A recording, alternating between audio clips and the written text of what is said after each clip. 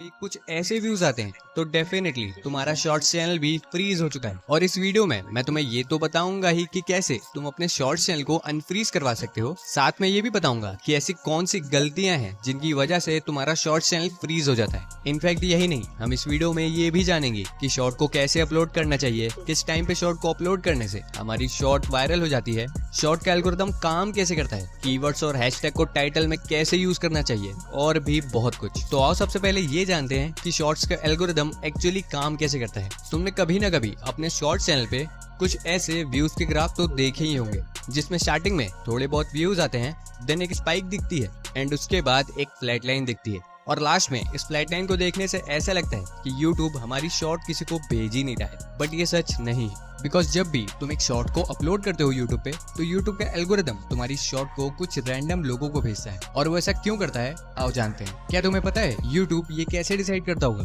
कि कौन सी वीडियोस मुझे भेजनी है, कौन सी नहीं भेजनी? आओ मैं बताता हूँ। YouTube मेरी वॉच एंड सर्च हिस्ट्री को देखने के बाद ही ये डिसाइड करता है कि कौन सी वीडियोस मुझे पसंद आ सकती हैं और उन्हें ही वो सजेस्ट करता है मुझे। और ऐसे ही एल्गोरिदम तुम्हारी शॉर्ट की कोर ऑडियंस को फाइंड करने के लिए उन रैंडम लोगों की वॉच एंड सर्च हिस्ट्री को भी चेक करता है। आओ इसे एग्जांपल से समझते हैं। मान लो एक एक्स पर्सन ने अपनी फर्स्ट गेमिंग शॉर्ट को अपलोड किया एंड YouTube के एल्गोरिदम ने शॉर्ट की ऑडियंस को फाइंड करने के लिए उसे इन 4 पर्सन्स को भेजा, जिसमें से पर्सन ए जो बस कुकिंग से रिलेटेड वीडियोस देखता था, पर्सन बी जो बस न्यूज से रिलेटेड वीडियोस देखता था, पर्सन सी जो बस फाइनेंस से रिलेटेड वीडियोस देखता था एंड पर्सन डी जो एक हार्डकोर गेमर था और गेमिंग से रिलेटेड वीडियोस देखता था। अब एल्गोरिदम ने जैसे ही पर्सन एक्स की शॉर्ट को पर्सन ए को भेजा तो पर्सन ए ने 1 सेकेंड के अंदर उस शॉर्ट को स्वाइप अप कर दिया। अब एल्गोरिदम को ये साफ पता चल चुका था कि ये शॉर्ट कुकिंग से रिलेटेड नहीं है, वरना पर्सन ए इसे स्वाइप अप ना करता है। इसीलिए एल्गोरिदम अगली बार इस शॉर्ट को पर्सन बी को भेजता है एंड अगेन पर्सन बी भी इस शॉर्ट को स्वाइप अप कर देता है, बिकॉज ऑफ कोर्स ये शॉर्ट न्यूज से रिलेटेड भी नहीं थी। एंड अगेन एल्गोरिदम को पता चल चुका है कि ये शॉर्ट ना ही कुकिंग से रिलेटेड है और ना ही न्यूज से रिलेटेड। इसीलिए एल्गोरिदम ये सेम प्रोसेस तब तक करता है जब तक उसे पर्सन डी नहीं मिलता, बिकॉज जैसे ही एल्गोरिदम पर्सन डी को वो शॉर्ट भेजता है तो पर्सन डी उस शॉर्ट को पूरा देखता है और साथ में उस शॉर्ट को लाइक भी करता है। अब एल्गोरिदम तुरंत पर्सन डी की वॉच एंड सर्च हिस्ट्री को चेक करता है और उन लोगों को भी ये शॉर्ट भेजने लगता है जिन लोगों की watch and search history person D से मैच करती हो। अब अगर तुम अपने शॉर्ट के इंप्रेशन वाले ग्राफ को देखोगे तो ओवरऑल ये ग्राफ फ्लैट ही दिखेगा, बट अगर तुम यहाँ लास्ट 7 डेज वाला फिल्टर लगा के देखोगे तो तुम्हें यहाँ साफ दिखेगा कि YouTube तुम्हारे शॉर्ट के इंप्रेशंस को भेज रहा है, बट वो थोड़ा स्लो हो गया है, बिकॉज यहाँ YouTube पे एल्गोरिदम तुम्हारी शॉर्ट की ऑडियंस को फाइंड कर रहा है। इसीलिए तुम्हारी मोस्ट व्यूड वाली शॉर्ट का ग्राफ कुछ ऐसा दिखता है, बिकॉज जैसे ही एल्गोरिदम तुम्हारी शॉर्ट की ऑडियंस को फाइंड कर लेता है तो वो इंप्रेशन काउंट को बढ़ा देता है, just like your viral short. But अगर तुम इस सीक्रेट ट्रिक को सही से यूज करोगे तो एल्गोरिदम तुम्हारी कोर ऑडियंस को फाइंड करने में बिल्कुल भी टाइम नहीं लगाने वाला। और वो कौन सी सीक्रेट ट्रिक है उसे जानने से पहले हमें ये जानना पड़ेगा कि वो कौन सी गलतियां हैं जिनकी वजह से तुम्हारी शॉर्ट का व्यूड इतना कम है। मैंने बहुत सारी वायरल शॉर्ट्स को देखा और मुझे उन सब में एक चीज कॉमन मिली। मैं तुम्हें यहाँ प्ले करके तो नहीं दिखा सकता, बट जो चीज मुझे सब में कॉमन मिली वो थी इन 3 टाइप्स के हुक, जिसमें फर्स्ट नंबर पे आता है शॉर्ट का थंबनेल, सेकंड पे आता है शॉर्ट का टाइटल, थर्ड पे आता है मोस्ट इंपॉर्टेंट शॉर्ट के स्टार्टिंग के कुछ सेकंड्स। टाइटल और थंबनेल के बारे में वीडियो के आगे बताऊंगा और साथ में ये भी बताऊंगा कि तुम्हें कैसे और कितने बजे अपनी शॉर्ट को अपलोड करना चाहिए। So stay tune. अभी जानते हैं क्या सही में शॉर्ट के स्टार्टिंग सेकंड्स इतने मैटर करते हैं कि किसी भी शॉर्ट को वायरल करा सके? तो इसका जवाब है हाँ। आओ इसे अच्छे से समझते हैं। मान लो मैंने एक शॉर्ट बनाई जिसमें मैं रिवील करने वाला हूँ कि मेरी टोटल YouTube की अर्निंग कितनी है, बट शॉर्ट के स्टार्टिंग में ही मैं ये बोल दूँ कि गाइस चैनल सब्सक्राइब कर दो, वीडियो को लाइक कर दो, शेयर कर दो एंड ऑल। तो क्या जो मेरी शॉर्ट को पहली बार वॉच कर रहा होगा उसे इन 3-4 सेकंड्स के अंदर ये समझ में आएगा कि मेरी शॉर्ट का पर्पस क्या है? Of course not, right? लेकिन अगर तुमने ये चीज सही नहीं की तो तुम्हारी शॉर्ट कभी भी वायरल नहीं होने वाली, जो है तुम्हारी शॉर्ट की लैंग्वेज। हाँ सीरियसली, तुम्हारी शॉर्ट की लैंग्वेज तुम्हारी शॉर्ट को वायरल कराने में बहुत बड़ा रोल प्ले करती है। इमेजिन करो मैंने एक वीडियो बनाई हो जो सिर्फ इंडिया में रहने वाले लोगों के लिए हो, लेकिन उस वीडियो को मैंने स्पेनिश में रिकॉर्ड किया हो, तो क्या उस वीडियो को 100% इंडियंस देख पाएंगे? Of course not, right? इसीलिए कोई भी वीडियो बनाने से पहले ये जरूर जान लेना कि उस वीडियो की एक्चुअल ऑडियंस कहाँ की होने वाली है। लेकिन भाई हम ये पता कैसे करें कि हमारी मैक्सिमम ऑडियंस कहाँ की है? आओ मैं बताता हूँ। उसके लिए सिंपली अपना YT स्टूडियो ऐप ओपन करो एंड इस एनालिटिक्स वाले ऑप्शन पे क्लिक कर दो। देन इस ऑडियंस वाले ऑप्शन पे क्लिक कर दो।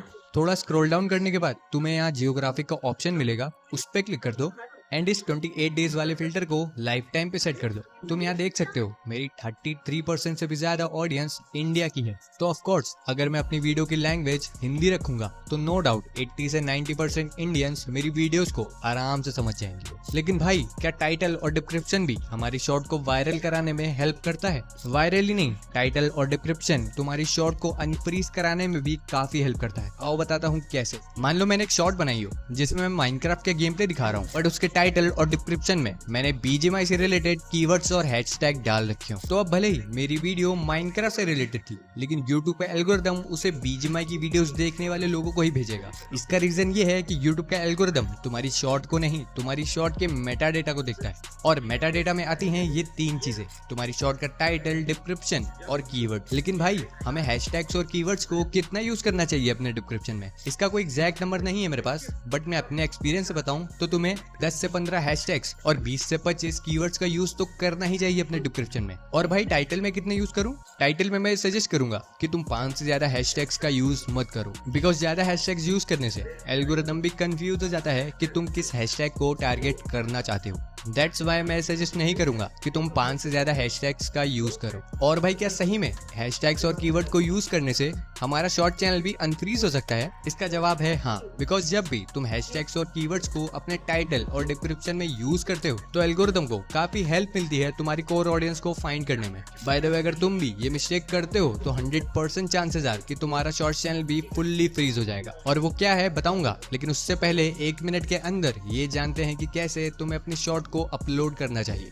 सिंपली अपना YouTube ऐप ओपन कर लो एंड इस प्लस वाला आइकन पे क्लिक कर दो। अब जो भी शॉर्ट तुम्हें अपलोड करनी है उसे सेलेक्ट कर लो यहाँ से एंड अब इस ऐड साउंड वाले ऑप्शन पे क्लिक कर दो। थोड़ा स्क्रॉल डाउन करने के बाद तुम्हें यहाँ टॉप साउंड्स का ऑप्शन मिलेगा।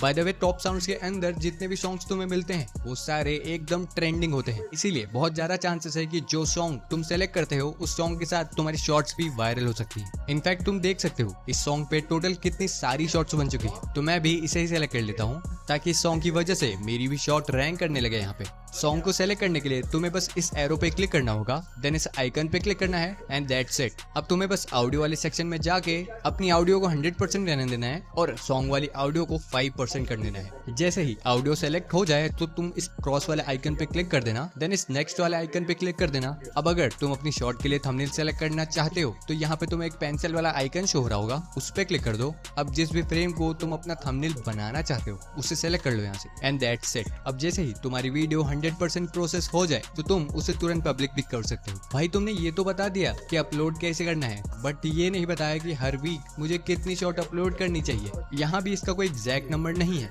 कि तुम्हें इतनी शॉर्ट्स तो अपलोड करनी ही चाहिए हर वीक। तो भाई हम ये कैसे पता करें कि हमारे लिए कितनी शॉर्ट्स अपलोड करना बेस्ट रहेगा? इसके लिए तुम यूज कर सकते हो इस ट्रिक का, जिससे तुम आराम से जान सकते हो कि तुम्हें कितनी शॉर्ट्स अपलोड करनी चाहिए हर वीक, जिसका नाम है what's your making time. Simply तुम्हें बस ये नोटिस करना है कि तुम्हें एग्जैक्टली एक शॉर्ट को बनाने में कितना टाइम लगता है और इसी टाइम के हिसाब से तुम्हें अपनी शॉर्ट को अपलोड के लिए शेड्यूल करना है। आओ शॉर्ट में समझाता हूँ। मान लो मुझे एक शॉर्ट को बनाने में 1 दिन का टाइम लगता है। अब मैं इसमें 1 दिन और एक्स्ट्रा ऐड करूंगा ताकि मैं कंसिस्टेंटली वीडियोस अपलोड कर सकूं, बिकॉज तुम्हें भी ये बात अच्छे से पता है कि अगर तुम कोई काम बिना ब्रेक लिए करते हो और उसमें अच्छे रिजल्ट्स ना मिले तो तुम उस काम को ज्यादा दिन तक नहीं कर सकते, राइट? दैट्स व्हाई मैं अपने वर्किंग डेज में एक एक्स्ट्रा दिन ऐड करता हूँ, जिसको मैं बोलता हूँ ब्रीदिंग डे। ऐसे ही तुम भी अपनी मेकिंग टाइम को कैलकुलेट करके अपलोड्स को शेड्यूल कर सकते हो। जैसे मुझे अब ये पता चल चुका है कि मुझे हर वीक 3 शॉर्ट्स को अपलोड करना है। भाई ये क्वेश्चन है, मैंने अभी तक अपने शॉर्ट चैनल पे एक भी लॉन्ग वीडियो को अपलोड नहीं किया है, लेकिन मेरी शॉर्ट्स पे ठीक ठाक व्यूज आ जाते हैं। तो क्या मुझे अपने शॉर्ट चैनल पे लॉन्ग वीडियोस को अपलोड करना चाहिए? इसका जवाब है नहीं। मैं कभी सजेस्ट नहीं करूंगा कि तुम अपने शॉर्ट चैनल पे लॉन्ग वीडियोस को अपलोड करना स्टार्ट कर दो, बिकॉज शॉर्ट चैनल पे लॉन्ग वीडियोस को अपलोड करने से बहुत ज्यादा चांसेस हैं कि तुम्हारी लॉन्ग वीडियोस का CTR एंड ऑडियंस रिटेंशन बहुत खराब होने वाला है। और ये बात तुम भी अच्छे से जानते हो कि अगर ये दोनों चीजें अच्छी नहीं हुई तो भले ही तुम्हारी वीडियो और थंबनेल कितना भी अच्छा हो, लेकिन अच्छा रिस्पॉन्स नहीं आने वाला। लेकिन भाई ऐसा होता क्यों है? इसके पीछे का रीजन ये है कि शॉर्ट्स देखने वाले लोगों का अटेंशन स्पैम बहुत कम होता है। लेकिन अगर तुम्हें लॉन्ग वीडियोस को अपलोड करना ही है तो तुम्हारे पास यहाँ पे 2 ऑप्शन है। फर्स्ट, या तो लॉन्ग वीडियोस के लिए एक न्यू चैनल बना लो, या तो सेकंड लॉन्ग वीडियोस की लेंथ स्टार्टिंग में बहुत कम रखो, लाइक 1 से 2 मिनट की। इसके लिए तुमने बहुत सारे क्रिएटर्स को देखा होगा जो लॉन्ग वीडियोस के लिए अलग चैनल बनाते हैं और शॉर्ट्स के लिए अलग। बाय द वे ये गलती मत करना, वरना इससे तुम्हारा चैनल टेम्पररी फ्रीज भी हो सकता है, जो है रीअपलोडिंग वीडियोस। तुम्हारे साथ भी कभी ना कभी ये जरूर हुआ होगा कि तुमने बहुत मेहनत से कोई वीडियो बनाई हो और उसे ये सोच के अपलोड किया हो कि इस पे तो लाखों में व्यूज आएंगे, बट जैसे ही तुमने उसे अपलोड किया हो तो उस पे 10 या 20 व्यूज ही आए हो, राइट। ऐसे टाइम पे बहुत सारे क्रिएटर्स उस वीडियो को डाउनलोड करके रीअपलोड कर देते हैं, जो कि बिल्कुल भी सही नहीं है। बिकॉज जब भी तुम कोई वीडियो या शॉर्ट को डाउनलोड करके अपलोड करते हो तो यूट्यूब के एल्गोरिदम को ये लगता है कि तुम कोई स्पैमर हो जो वीडियोस को बार बार रीअपलोड कर रहा है। डेफिनेटली तुम रीअपलोड कर सकते हो, बट जब भी तुम रीअपलोड करो तो उस वीडियो को डाउनलोड करके नहीं, ओरिजिनल वीडियो को ही अपलोड करना, और वो भी 1-2 दिन ब्रेक लेके। बाय द वे ये एक ऐसी मिस्टेक है जिसको अगर तुमने गलती से भी किया तो तुम्हारा चैनल परमानेंटली फ्रीज भी हो सकता है। लेकिन उसको जानने से पहले ये जानते हैं कि किस टाइम पे तुम्हें अपनी शॉर्ट को अपलोड करना चाहिए जिससे तुम ज्यादा से ज्यादा व्यूज गेन कर सको। मैं अपने एक्सपीरियंस से बता रहा हूँ, ये क्वेश्चन तुम्हारे लिए तब तक एक हेडेक बना रहेगा जब तक तुम्हारे अच्छे खासे सब्सक्राइबर्स और रेगुलर व्यूअर्स नहीं बन जाते। बिकॉज अगर मान लो मैं ये बोलूँ कि 10 शॉर्ट्स क्रिएटर हैं जो सेम शॉर्ट को अपलोड करने वाले हैं, वो भी फिक्स टाइम पे, लेकिन फिर भी उनमें से बस 1 या 2 के शॉर्ट पे ही व्यूज आएंगे, तो हाँ डेफिनेटली ये सुनने में बहुत अजीब है, लेकिन ये सच है। यहाँ पे मैं इनडायरेक्टली ये बताना चाहता था कि शॉर्ट्स का एल्गोरिदम एक शॉर्ट पे 10 के व्यूज आ गए जिसको तुमने सुबह 10 बजे अपलोड किया हो, लेकिन 50% से भी ज्यादा चांसेस ये हैं कि तुम्हारी अगली शॉर्ट पे 0 व्यूज आएंगे, भले ही तुमने उसे सेम टाइम पे अपलोड किया हो। वैसे ऐसा क्यों होता है मुझे ये तो नहीं पता, बट मुझे ये जरूर पता है कि इसे ठीक कैसे करते हैं। तो आओ जानते हैं कैसे तुम अपने चैनल की अपलोड टाइमिंग को फाइंड कर सकते हो। इसके लिए सिंपली तुम्हें बस फॉलो करना है इन स्टेप्स को। स्टेप नंबर 1, तुम्हें अपलोड करनी है अपनी शॉर्ट्स को मॉर्निंग के टाइम। फॉर एग्जांपल मान लेते हैं तुमने अपलोड किया अपनी फर्स्ट शॉर्ट को मॉर्निंग 10 AM को। अब सिंपली तुम्हें ये नोटिस करना है कि 10 से 15 आवर्स के बीच में तुम्हारी शॉर्ट्स ने कैसा परफॉर्म किया है। फॉर एग्जांपल मान लेते हैं 15 आवर्स से भी ज्यादा हो चुके हैं लेकिन शॉर्ट ने बिल्कुल भी अच्छा परफॉर्म नहीं किया, जिसपे अभी के टाइम पे 4 ही व्यूज है। अब तुम्हें अपनी नेक्स्ट शॉर्ट को अपलोड करते टाइम को 1 आवर इंक्रीज करना है। फॉर एग्जाम्पल हमने पिछली शॉर्ट को 10 AM को अपलोड किया था, तो अब अपनी नेक्स्ट शॉर्ट को अपलोड करना है हमें 11 AM को। एंड अगेन फिर से तुम्हें नोटिस करना है कि इस बार भी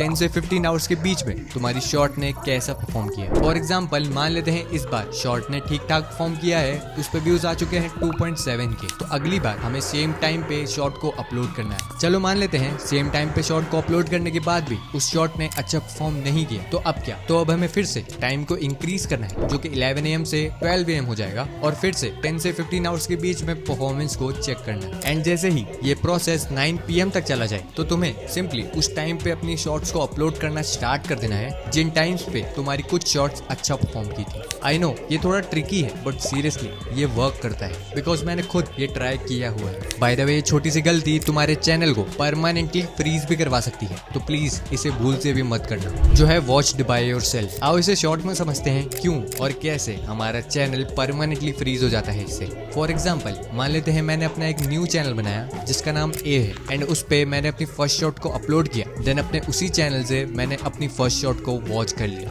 बट ऐसा मैंने एक बार नहीं 20 से 25 बार और किया, और अपनी हर शॉट को मैं खुद वॉच करता रहा। एंड अब 90% से भी ज्यादा चांसेस ये हैं कि मेरा चैनल फ्रीज हो जाएगा, बिकॉज जब भी तुम अपनी वीडियोस को अपने उसी चैनल से देखते हो जिस चैनल से तुमने उसे अपलोड किया हो, तो यूट्यूब का एल्गोरिदम इसे इनवैलिड एक्टिविटी में काउंट करता है। और बहुत ज्यादा चांसेस है कि अगर तुमने एक गलती बहुत टाइम तक की तो यूट्यूब तुम्हारे मोनेटाइज चैनल को डिमोनेटाइज कर सकता है, तुम्हारे चैनल की रीच रोक सकता है, इनफैक्ट तुम्हारे चैनल को समटाइम्स परमानेंटली डिलीट भी कर सकता है। सो प्लीज अपनी वीडियोस को उस चैनल से कभी मत देखना जिस चैनल से तुमने उसे अपलोड किया हो, और अगर तुम्हें देखना ही है उसे तो तुम उसके लिए एक अलग चैनल बना लो। वैसे अगर तुम इस ट्रिक का यूज करते हो तो बहुत ज्यादा चांसेस है तुम्हारा शॉर्ट्स चैनल बहुत ही जल्द अनफ्रीज हो जाएगा। रिसेंटली मैंने नोटिस किया है कि जब भी तुम अपने शॉर्ट्स चैनल पे लॉन्ग वीडियोस को पहले अपलोड करते हो तो तुम्हारी शॉर्ट्स फ्रीज होने के चांसेस बहुत कम हो जाते हैं। इसके पीछे का एग्जैक्ट रीजन तो मुझे नहीं पता, बट जो मुझे लगता है वो ये है कि जब भी तुम लॉन्ग वीडियोस को पहले अपलोड करते हो तो यूट्यूब शॉर्ट वीडियोस के कंपैरिजन में बहुत कम टाइम लगाता है तुम्हारी कोर ऑडियंस को फाइंड करने में, और जैसे ही यूट्यूब तुम्हारी कोर ऑडियंस को फाइंड कर लेता है तो वो उन लोगों को भी तुम्हारी शॉर्ट्स भेजने लगता है जिन्होंने तुम्हारी लॉन्ग वीडियोस को देखा है। आई नो मैं थोड़ी देर पहले ये बोल रहा था कि शॉर्ट्स चैनल पे लॉन्ग वीडियोस को अपलोड नहीं करना चाहिए, मैं वहाँ लॉन्ग टर्म तक वीडियोस अपलोड करने के लिए मना कर रहा था, शॉर्ट टर्म्स के लिए नहीं। इसीलिए मैं साथ में ये भी सजेस्ट करूंगा कि जैसे ही तुम्हारा शॉर्ट्स चैनल अनफ्रीज हो जाए तो तुम लॉन्ग वीडियोस के लिए एक अलग न्यू चैनल बना ले।